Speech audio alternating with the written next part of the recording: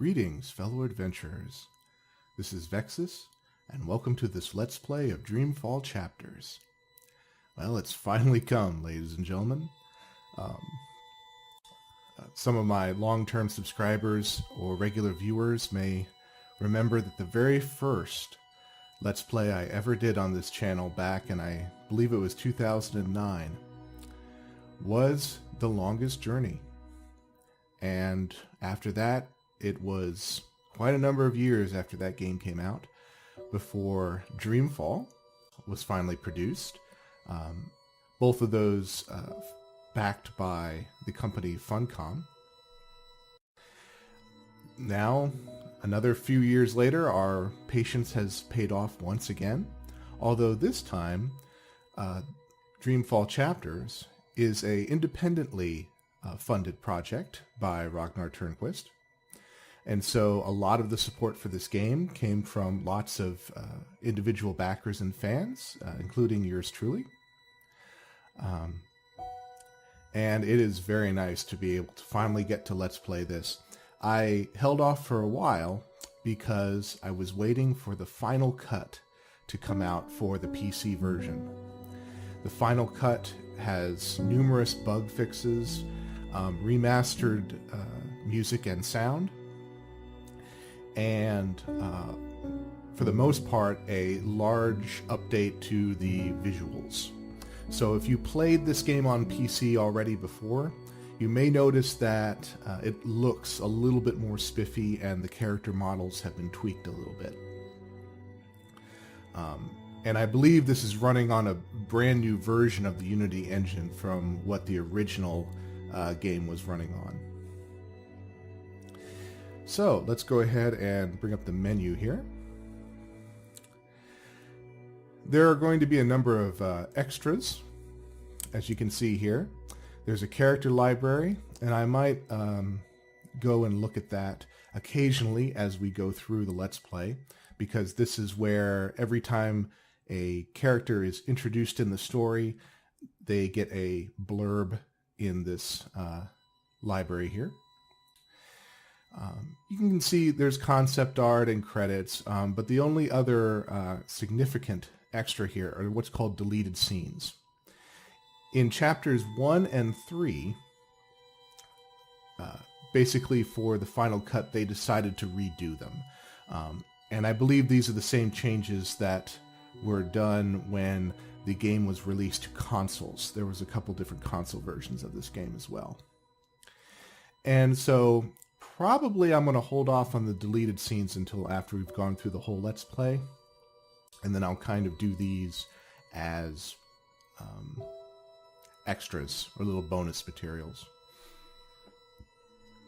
The other thing that's somewhat revised from the original version is what's called the story so far.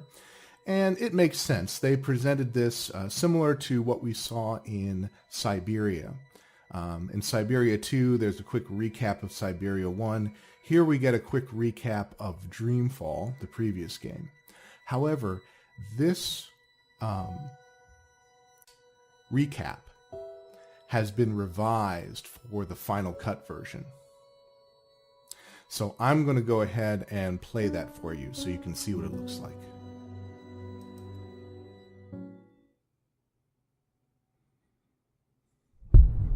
Hello, my name is Zoe.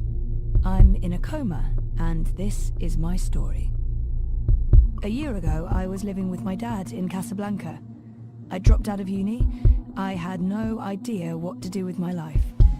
Then my friend Reza went missing. Reza's a journalist, and he was investigating a story. Some people were not too happy about that. They tried to kill him. He ran. I went looking for him.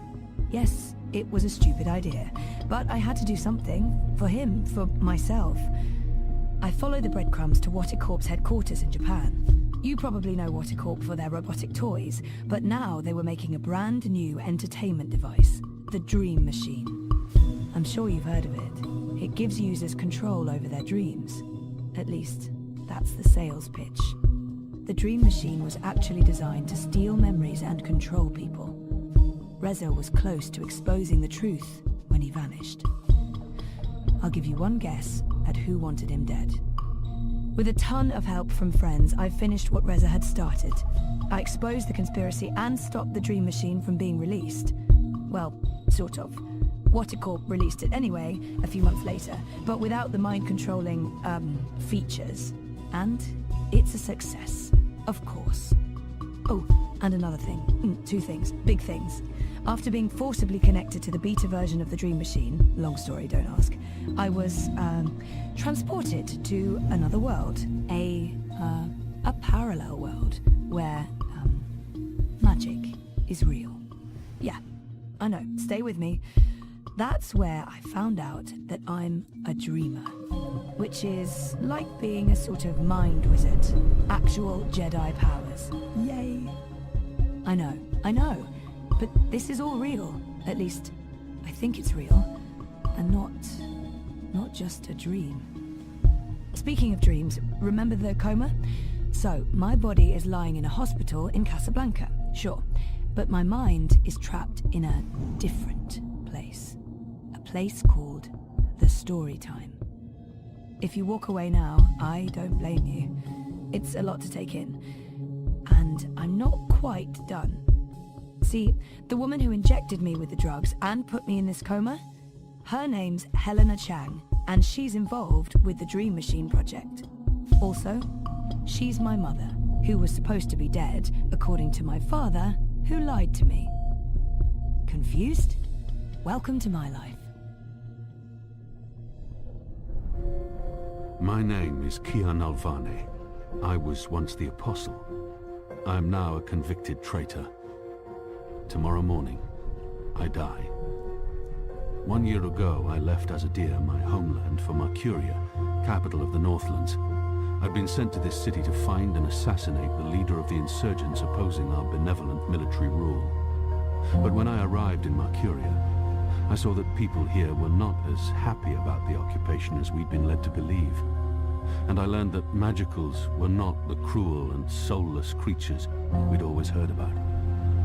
My convictions were further put to the test when I realized our leaders in Mercuria were corrupt and faithless, and that they were planning to not only destroy any and all opposition, but eradicate magic altogether. When I finally found the rebel leader, a human woman named April Ryan, I could not in good conscience carry out my assignment. There were too many questions. I refused to murder her, and for that, I was arrested and charged with treason. My mission, my faith, my life, they're all built on lies. Tomorrow I die. I'm ready.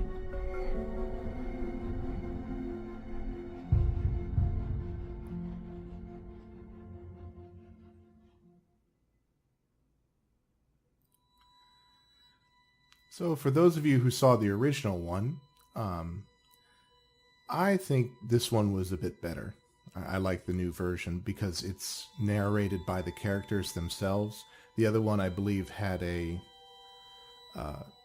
some other voice narrator that had nothing to do with either Zoe or Kian.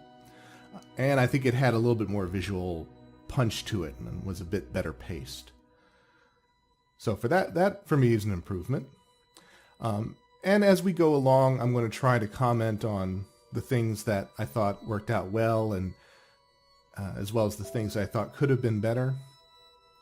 And overall, that is true for the game in general. I think it was a bit mixed. On the one hand, I'm certainly glad that they made it, and I appreciate seeing what is basically the conclusion of Zoe's story. But at the same time, there are some instances where you can tell that the developers ran into problems with budgeting. Because this was an independently funded project, and I think this is the first time that I believe that Ragnar Turnquist ever did a project like this that was independently funded, where he had to bring together a very new team without any large backing to it. So I think there's a lot of stuff they had to learn about all the other parts of a game besides just the game development itself. And it kind of showed, I think, in some of the final product. But again, we'll get to that as we go along. So, let's go ahead and start a new game. Now, depending on where your game is, you can choose a subsection. Originally, I had gone through the entire game, so you could see all 5 books here, and you could just pick one to start with. But in this case, since for brand new version here, I've deleted my old save games because they don't recommend you play your old save games on the Final Cut version because there might be unexpected bugs. So instead, we'll just start off with a fresh copy for the new version here in Book 1 called Reborn.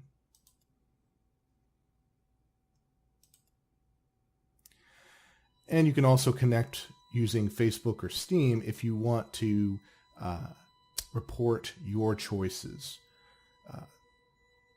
to the various decisions that are going to be in the game. When this game was marketed, they put a lot of emphasis on choice and how the choice would affect the story. In the end, I think, again, the results were a little mixed. And we'll see how that plays out.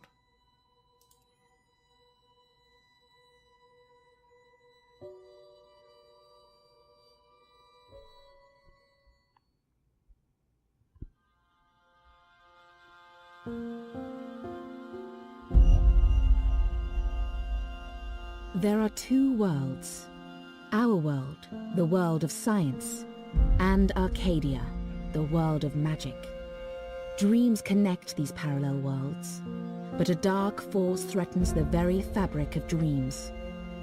Zoe Castillo holds the power to shape dreams and save us from the undreaming, but she is trapped in a place called the Storytime. KIAN ALVANE is destined to play an important role in the war to come, but he faces execution for treason against his own people. They are both about to be reborn. A new story is about to begin.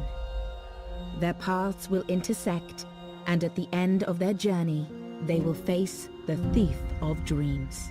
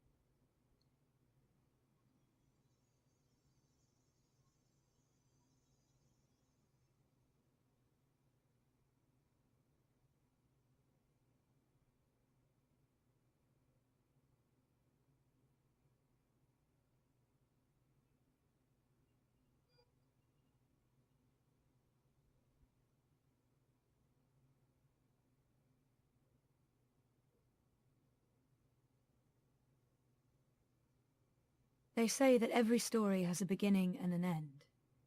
But that isn't always the case. Some stories simply stop. My name is Zoe Castillo. I'm dying. I've been in a coma for over a year. The doctors don't believe I'll ever wake up again. My mother did this to me. She put me here so that I wouldn't be able to tell my story, so that she could keep her secrets. It worked. The world is addicted to dreams, to dream time. It's just entertainment. They have no idea what the dream machine is really for and what it's doing to the world. They don't know that someone is stealing their dreams, using them to reshape reality. So, if I'm in a coma, how am I talking to you? The thing is, my body may be here in a hospital, but my mind is elsewhere. This is the story time. It's the place between. And it's my home now. This place where all stories begin and end, including mine.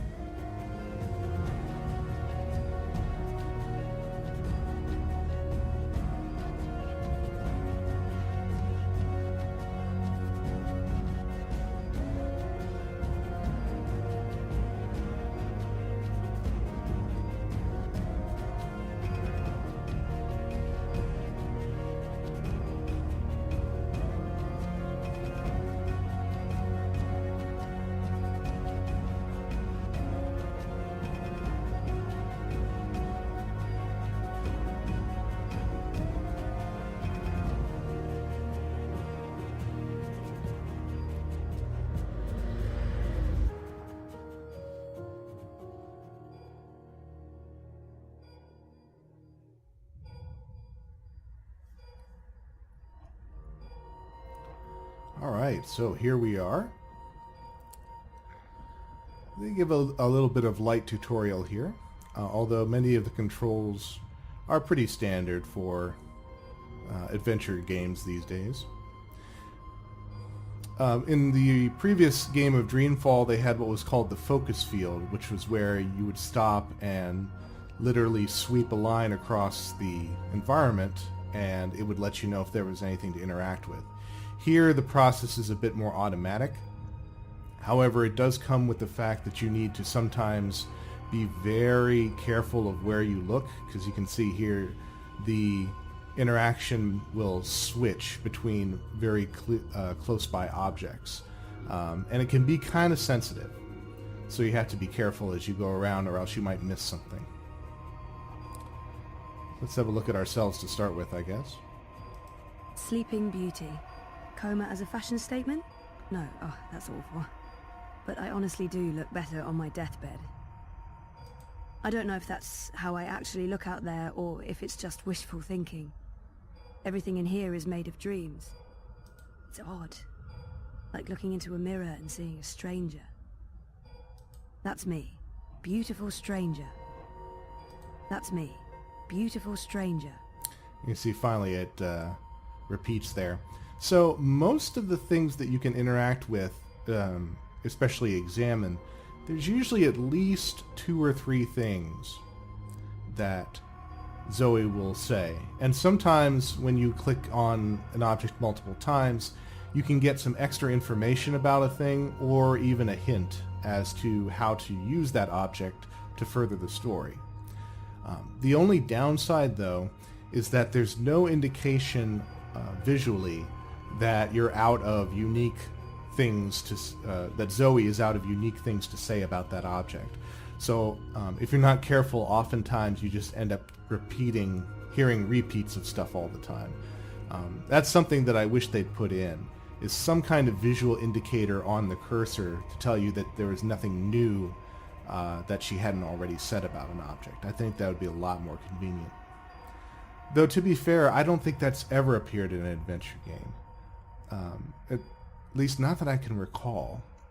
there might be one that I haven't played before. But that just strikes me as something that could be very convenient for adventure gamers. That was taken when Reza and I were still dating. Feels like a different lifetime. And, well, sort of was. As you can see, I can zoom in. You can use the V key, I think is the standard key for it, just in case you want a closer look at something. Reza visits a lot. Talks to me for hours. It's good. It's good. Like we're reconnecting. But then sometimes, I don't know why, it's like he's a stranger.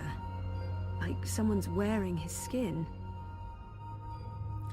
And that's a point that was made at the very, very end of the previous game. We have a little bit of uncertainty as to whether Reza is actually Reza at this point. People keep bringing flowers. So funereal. I know they mean well. But my hospital room is beginning to look like a memorial. Wonder if anyone even asks themselves whether I'm allergic to flowers. There's just no consideration for the comatose. Oh, good old Wonkers. Wonkers. My old Watilla. I don't know why they brought him to the hospital, but I'm glad they did. Wonkers watches over me, night and day. He may be just a toy bot, but there's something comforting about that.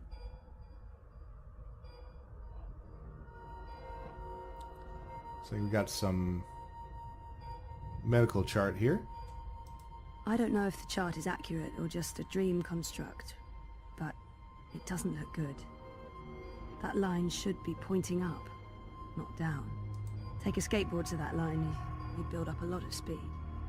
According to my chart, I won't be around for long.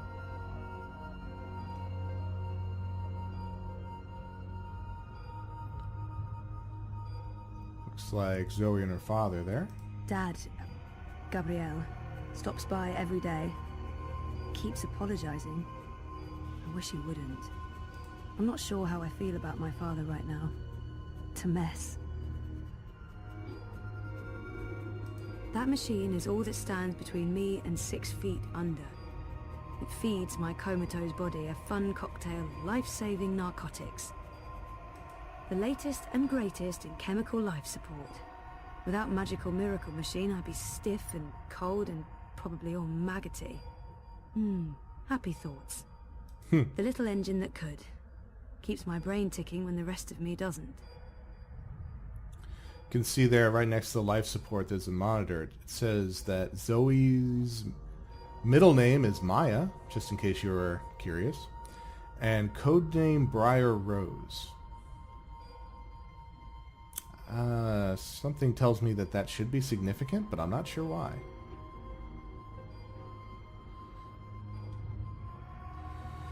So, we are in the story time, which has gotten a nice little graphical facelift from the previous game.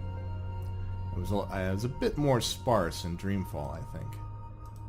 People dreaming, trapped inside their own night terrors.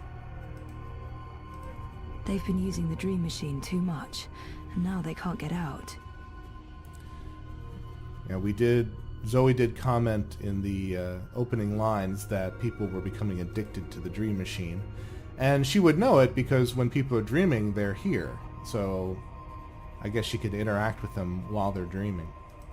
I can free them, but there are more of them every day. I can't keep up any longer.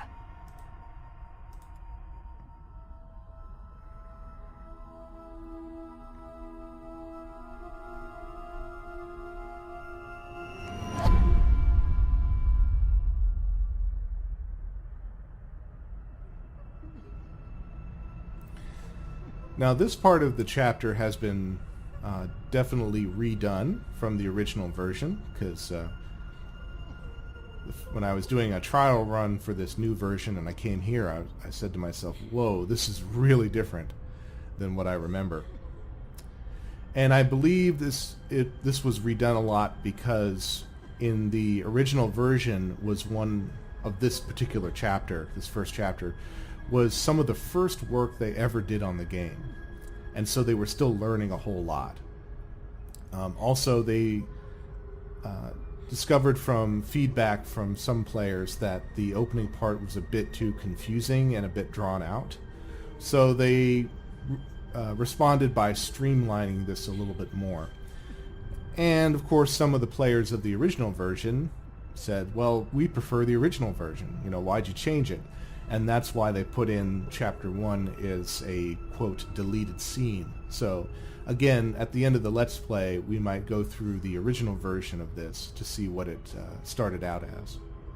Someone's having a nightmare about a dying child. That must be absolutely terrifying. This is a dream. Your baby will be okay.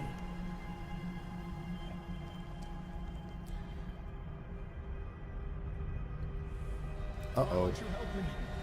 Now they seem to be following us. What are you doing? Stop following me. Turn around, go back, wake up. I said stop. I can't help you anymore. You're on your own now. She's all alone.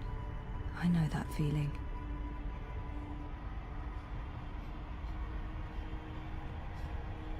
You're not alone. There are people out there you can connect with, but you need to stop using the dream machine first. It's not helping you. Oh, for fuck's sake, people, go away! Seem to be hounded by all these trapped dreamers. Trapped? Burned alive? That's a terrifying nightmare. Please save me.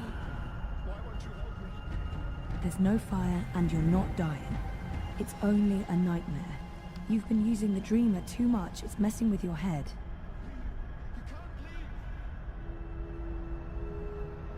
Ugh, I used to have this dream all the time.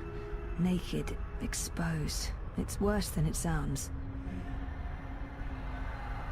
This isn't real. No one can see you. You'll wake up soon and everything will be fine. But you should stop using the dream machine or the nightmares will continue. Don't go away. Save me. Don't go. Don't leave me here. This dream is different.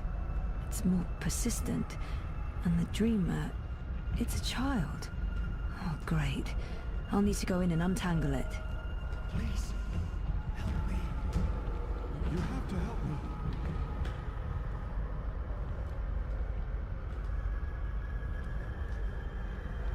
Stop. Don't come any closer. Leave me be. There are too many of you. I can't save... I can't help everyone. Just go away.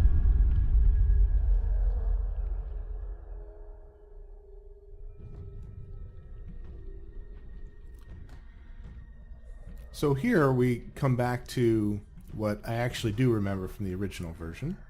And this is the girl with the scary closet dream.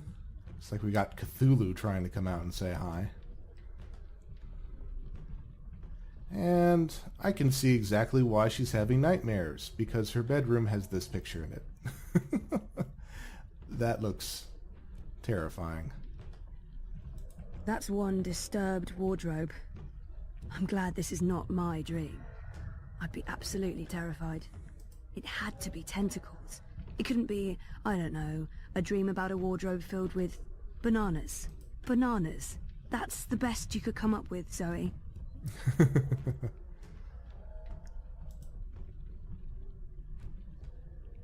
Shh. Don't make a sound. It will hear you. Who will? The monster in the closet. It will hear you and eat us both. She's already scared, but she needs to understand how dangerous the dream machine is. She's scared enough already, poor girl. I need to be careful. So here we have the dialogue choice system for this game. And overall, it's a little bit different from some of the other games I've encountered. For example, BioWare games like Dragon Age and Mass Effect. In those games, the prompt for the choice is usually pretty short.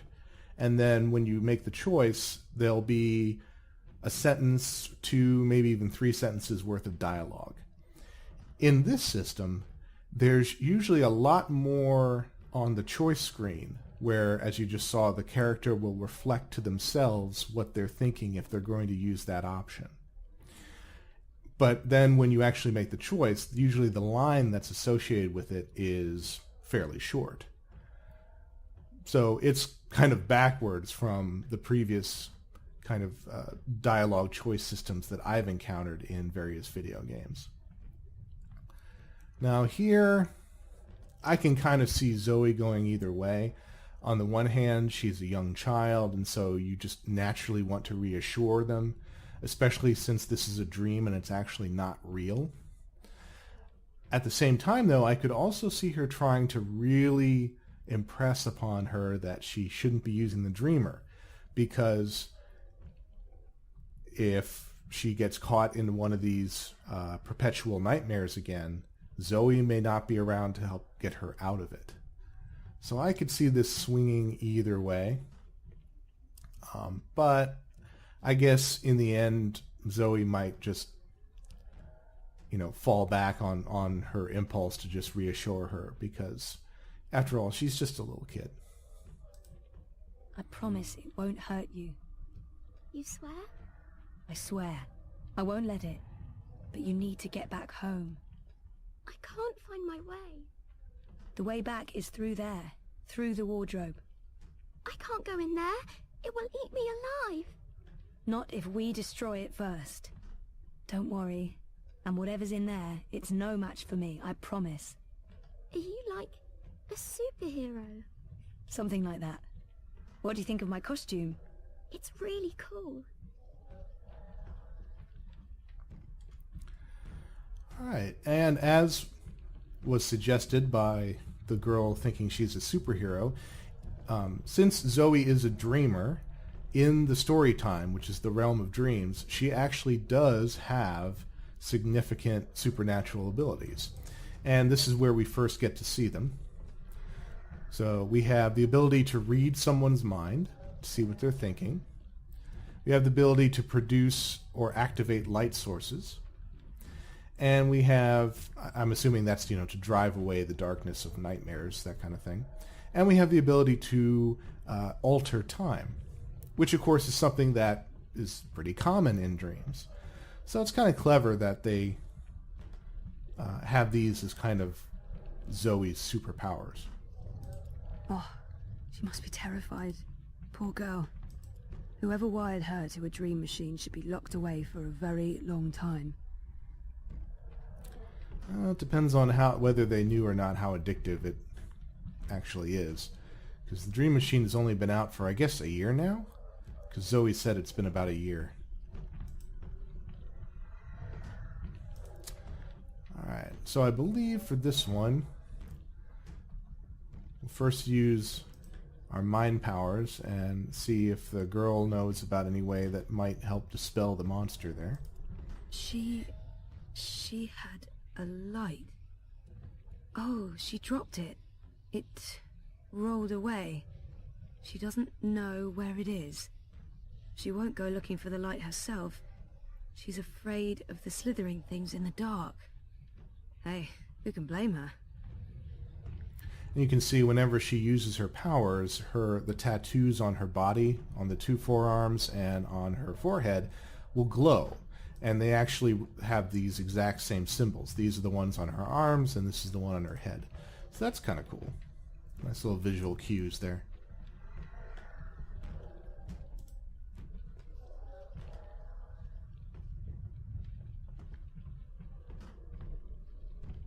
Oh, it's too dark. Can't see anything under there. Let's light it up. Bingo. Bringer of light. Emissary of electricity. The mighty torch. And if you right-click an item, you can zoom around it, see what it looks like, examine it, and also use or activate it. I like the cat sticker on it. Looks like your typical LED flashlight. Torch.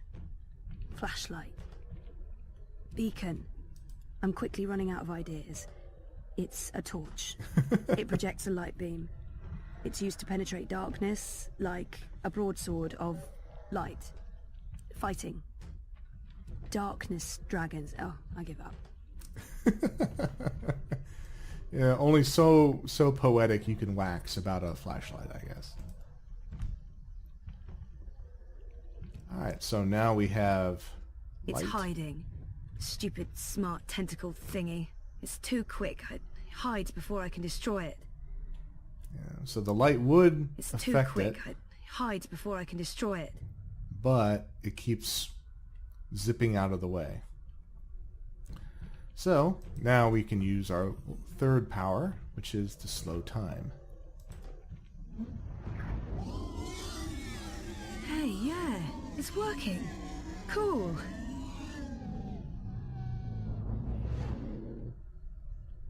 Ta-da! No, don't get too close. It will take you. You're safe now.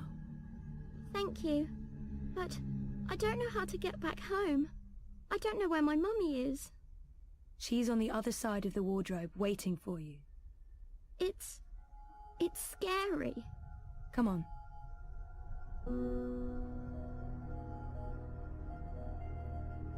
Do you use a dream machine? Mum makes me. She says it keeps me occupied. Then she has time to play with hers. The next time she does that, you need to say no. She won't like that. Maybe not, but you tell her it's dangerous, that it gives you nightmares. I could tell Daddy. He doesn't live with us, but I talk to him all the time. You do that. Now go through and you'll wake up again. Thank you. What's your name? Zoe. And remember, no dream time. I might not be able to find you again.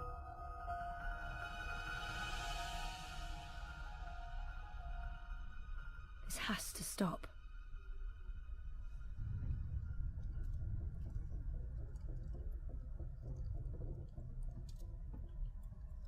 Ah, look who it is. It's the Vagabond. The narrative framing of the entire previous game was Zoe relating the events of her life so far to the Vagabond. So, it's good to see him again. Looks like he hasn't moved very much either. He's still next to the fireplace and next to the old dead tree.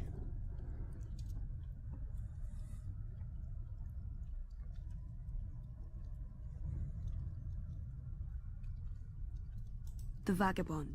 Master of the story time. Sort of. The Vagabond. Finally. I need to have a serious face-to-face with that man. He's a hard man to get hold of, the Vagabond. I've been calling him for the longest time. I guess he finally decided to stop by and chat. What's going on out there? More and more people are getting caught in loops. I can't keep up. I thought the dream machines weren't dangerous anymore. I thought we took care of that. If not, then... Hello, Zoe. Look, I'm trying to help them all, and...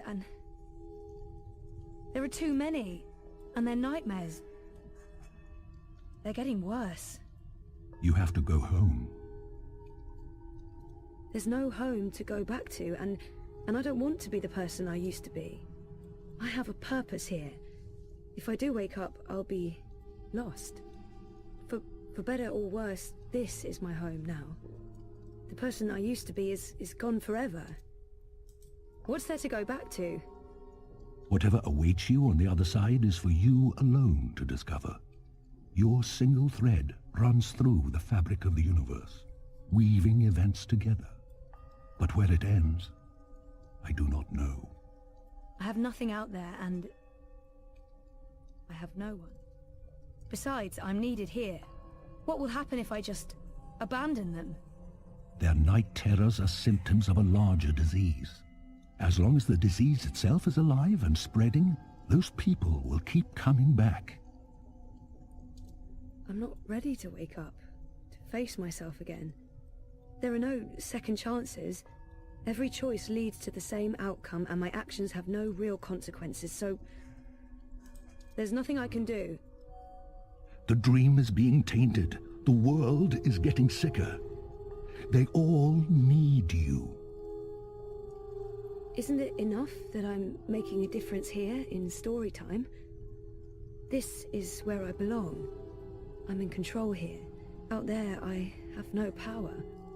I don't understand why I'm needed. I did everything I could already. I just want to be left alone. I've done my share. You've been here for a long time, Zoe. The dreaming disease has not abated. It has become worse. When you laid your sister to rest, order was restored to the story time. Faith's presence, feeding on the dreams of millions, was wearing down the walls of reality. Without you, the world would be in chaos. Nothing lost was in vain. Nothing sacrificed was without meaning. You were brought here at the end because you are the dreamer and you belong to this place. But your world is caught up in a dream that never ends. I didn't see this coming. It's an aberration. You saved your reality once, Zoe. This time, all the worlds, all of Storytime, all of time is at stake. When you wake up, this will all be a dream. And that dream will quickly fade. Soon, it will be forgotten entirely. Unless you fight to remember it, you must open your heart and mind to messages from those who know what to do. You don't know? I'm not omniscient, Zoe. Much is hidden from me. I can see all the threads as they are woven, but the greater weave itself is too large for me to see. I'm too close, and even here, some of the past is obscured. This bothers me.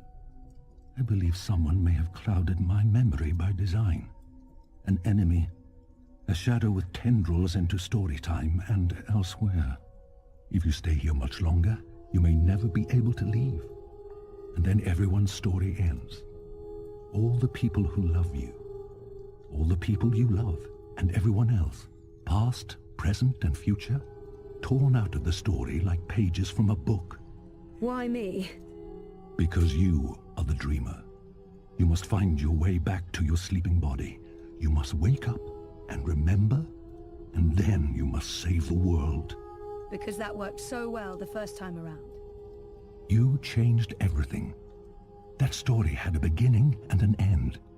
But it was also only the first half of your story. How do I wake up? There is a door. Find the door and unlock it, and you will wake up. Will I see you again? If all goes well, at the end of your journey, when your story is complete, you will see me again. One last time. That sounds final. But yeah, okay. I'll, go. Find the key. Unlock the door. Remember everything. Save the world. Write my story. Return for epilogue. Bury hero's journey. You will do fine, Zoe Castillo. I have faith in you. Good luck.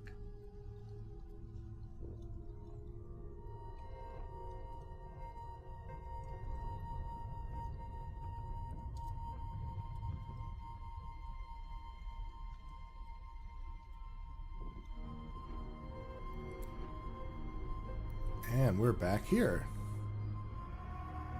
So where's this door? If I'm ever gonna find a way out of this place, that's my doorway. Me. Ah. And of course now it changes to be able to use our mind powers. Me. My body. That's the only connection between Storytime and home.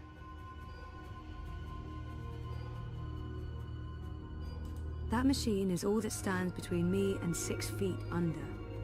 It feeds my comatose body a fun cocktail of life-saving narcotics. Now, we already heard that one before. I tried reading my own mind once. The feedback loop was nasty. I kept bouncing around my own head like a reflection in a hall of mirrors. The I don't know what you'd call it, the signal from my comatose brain, it's too weak. It's getting drowned out by my waking thoughts. To tap into my subconscious, I'd have to somehow boost the signal and turn down the volume on my conscious mind. What happens if we use our light power? That's not doing anything at all, except maybe giving me hot flashes. I'm in a coma. I don't think I can get any slower.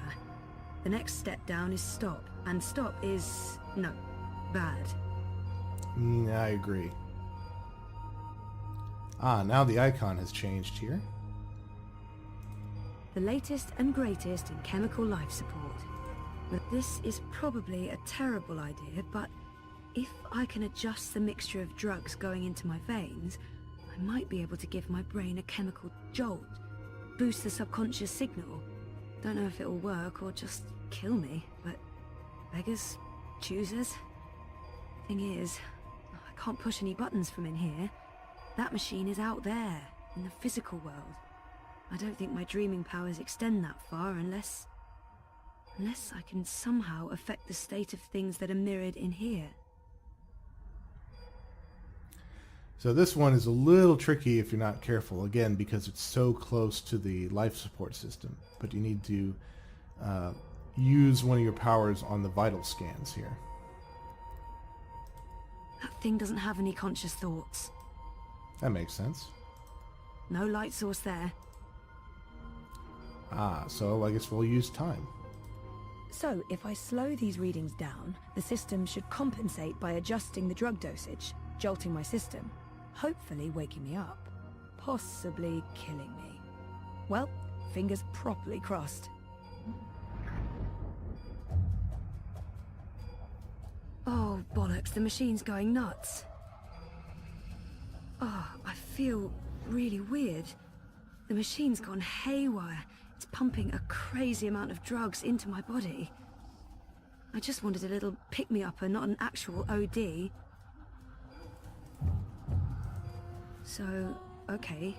The cocktail of industrial-strength chemicals the machine has injected into my body is boosting the subconscious signal. But now... oh, it's too fast. Too jarring, like a train of thought going at the speed of light. I can't get a good grip on it. Well, let's slow down those thoughts then.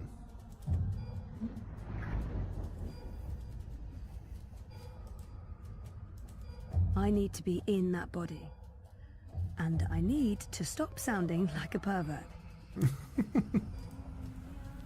Alright, let's see if we can read her subconscious thoughts, I guess, now. Where do you think you're going? You're staying here with me, doing the only thing we're good at. Being dead. Is that who I really am? Is she what I've been running away from? Who are you? You don't remember who you are? Or who you were before you started playing hero, dreamer, savior of worlds? Everything about you is a lie. I'm the fucking truth. You can't escape that.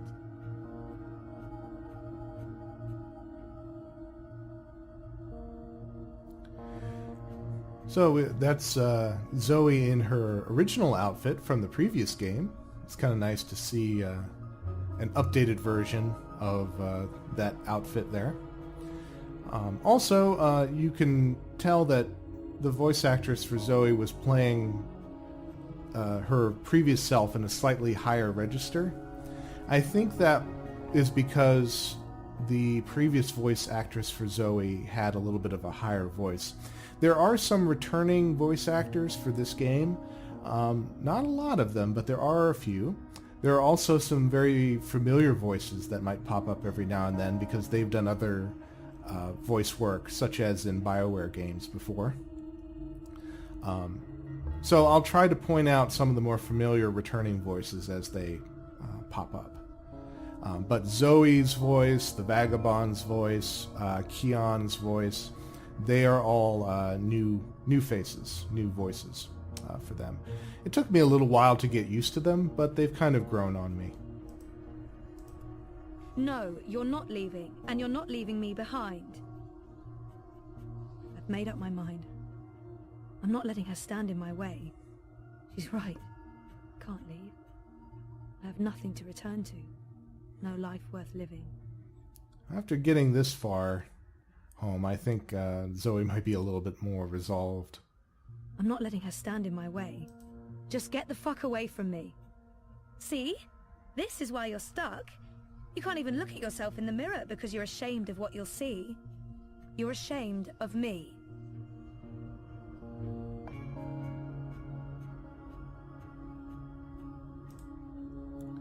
Oh, let's try one more time. We're not convincing her, it seems, to let us through, I guess? It's almost like the subconscious mind is kind of blocking us. No, you're not leaving, and you're not leaving me behind. I'm going home. Your father lied to you. Your mother tried to kill you. You put your friends in danger, and you lost every single one of them. That sounds like the perfect home to return to. It's not all gone. There's a chance to take back what was lost, to do it again and do it better. We don't have a home to go back to. We've lost everything, so it's not perfect. I know how to appreciate what's there now. Maybe she's right, maybe she's not. We can't know what's waiting for us on the other side, but so what? That's life, full of surprises. I'm going to find out for certain. I'm ready to embrace who I was, who I am, who I will be. And who is that? So here we come to the screen whenever you have a more significant choice in the game. And what's kind of neat is, unlike previous games that have had this kind of choice setup, like, say, Life is Strange, where you only find out how many people chose which option at the end of the story, here you can just click on the center symbol of the balance here, and it will basically access from the internet how many people have chosen one versus the other. Now, as far as the major decisions go, this is probably the most affected, or has the largest effect on the gameplay. And it's because it pretty much determines a big chunk of Zoe's story through Chapter 1 and maybe even into Chapter 2. You can see here that it's not a 50-50 choice. Most people have chosen the unknown path as opposed to the familiar path. I think part of that might be due to just as a first try for adventure gamers, I think they would prefer the unknown path as opposed to the familiar path. I used to know exactly what I wanted to do with my life. I don't know why I lost faith, but it's time to find my way back. I'm ready for a change. You know, the idea of maybe starting something new. But I think it also has to do with what kind of characters you meet, which will be different depending on which path you go down. And I think I am going to side with the majority for this Let's Play. And there's basically two reasons for that. One of them is that you get to meet a rather cute character that you will not get to meet if you go down this particular path. But also because I think from an overall story point of view, it makes a little bit more narrative sense to go down the unknown path. And I'll try to point that out when we get to much later on in the story. I'm ready. I don't know yet. You're a part of me now. You always will be. Come on. Life's waiting out there. Let's find out what's happening.